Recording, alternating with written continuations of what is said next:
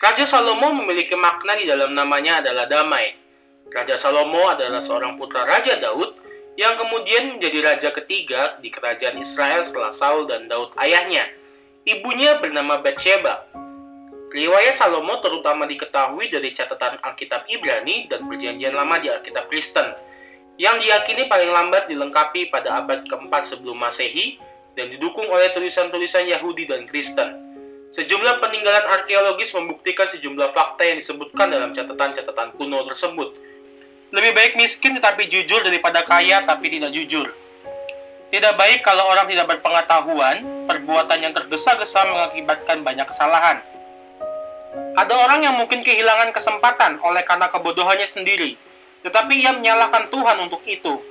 Orang yang kaya mempunyai banyak sahabat, tetapi yang miskin dijauhi orang. Saksi-saksi dusta pasti kena hukuman dan pembohong pasti ketahuan. Banyak orang minta pertolongan kepada orang yang murah hati. Semua orang menjadi sahabatnya. Orang miskin dijauhi oleh sanak saudaranya dengan perasaan malu, apalagi oleh teman-temannya. Ia memanggil-manggil mereka, tetapi mereka sudah pergi.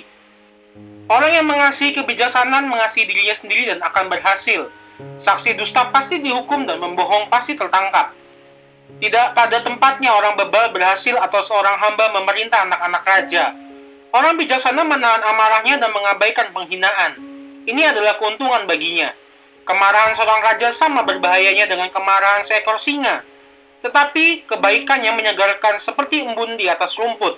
Seorang anak yang memberontak adalah malapetaka bagi ayahnya, dan istri yang cerewet menjengkelkan seperti bunyi tetesan air yang tidak ada hentinya.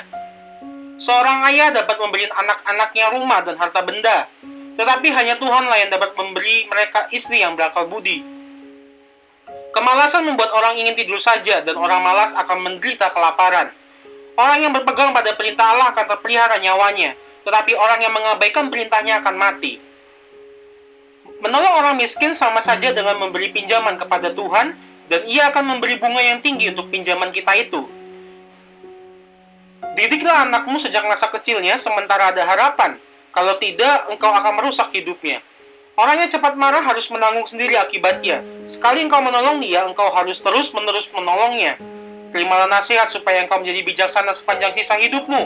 Manusia membuat banyak rencana, tetapi keputusan Allah yang terlaksana. Orang yang baik disenangi orang, dan lebih baik miskin daripada tidak jujur.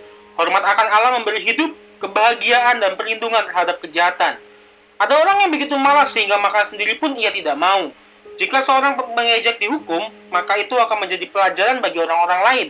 Jika seorang bijaksana ditegur, ia akan menjadi lebih bijaksana. Orang yang melawan ayahnya atau mengusir ibunya adalah anak yang sangat memalukan. Janganlah mendengarkan ajaran yang bertentangan dengan kebenaran. Saksi dusta tidak mau peduli akan kebenaran. Ia terlalu gemar akan dosa-dosanya. Para pengejek dan pemberontak akan dihukum dengan berat.